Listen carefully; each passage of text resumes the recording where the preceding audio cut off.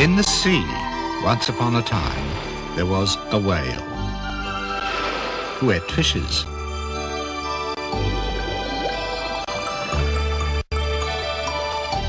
He ate the starfish and the garfish.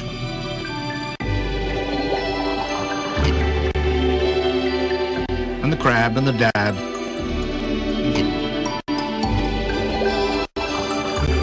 And the plaice and the dace. And the skate and his mate. And the mackerel and the pickerel. And the twirly-whirly eel. All the fishes he could find in the sea, he ate with his big mouth, until there was only one small fish left in all the sea.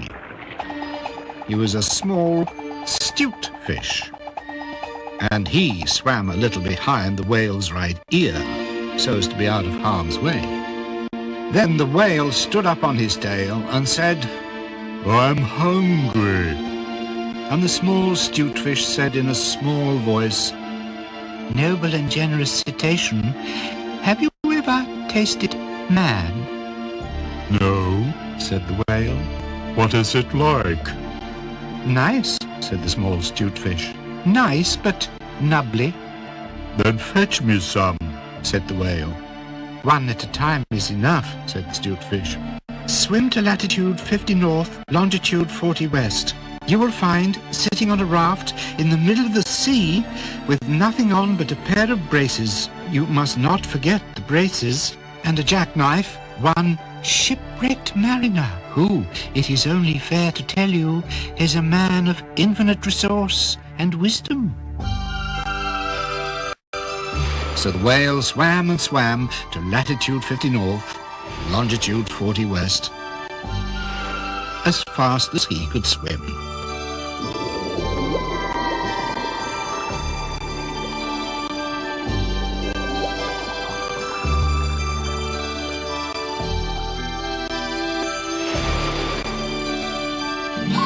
And on a raft in the middle of the sea, with nothing to wear except a pair of canvas breeches, a pair of braces, and a jackknife, he found one single solitary shipwrecked mariner trailing his toes in the water.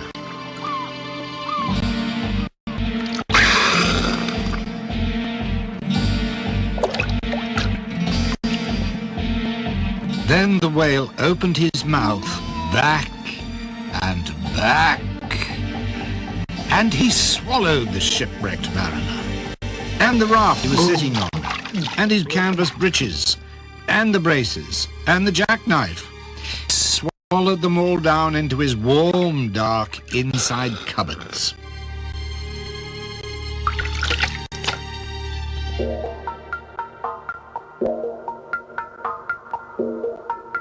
But as soon as the mariner, a man of infinite resources and wisdom, found himself truly inside the whale's warm, dark inside cupboards, he stumped and he jumped, and he thumped and he bumped, and he pranced and he danced and he banged and he clanged, and he hit and he bit, and he leaped and he creeped, and he prowled and he howled, and he hopped and he dropped and he cried, and he sighed, and he crawled, and he bawled, and he stepped and he leapt,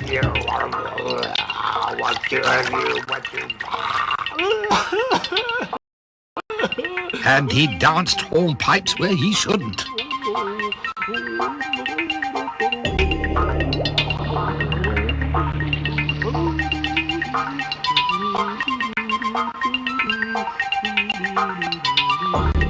And the whale felt most unhappy indeed. You big breath, foul mouth, big suckmo, horrible guy, I will be out of here, you miserable big foul mouth whale. So he said to the 'stute fish, "This man is very nubbly, and besides, he's making me hiccup. What shall I do?" "Tell him to come out," said the 'stute fish.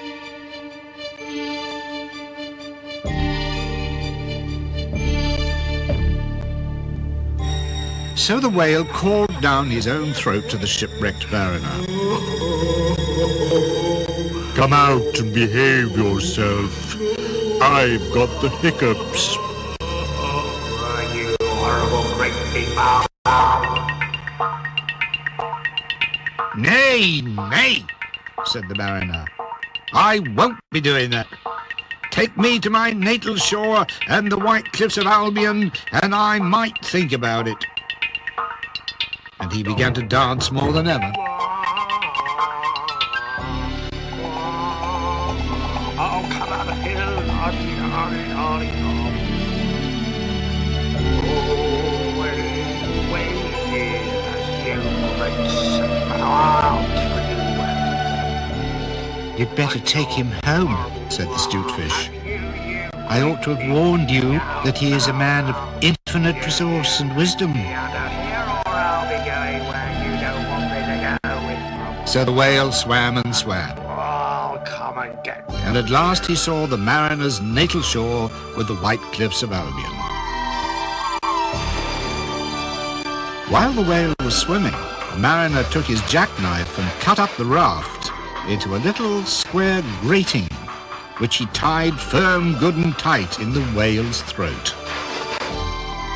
The whale swam to the edge of the beach and opened his mouth wide. The mariner stepped out onto the shingle and went home to his mother. And he married and lived happily ever after. So did the whale. But from that day on, the grating in his throat prevents him from eating anything except very, very small fish.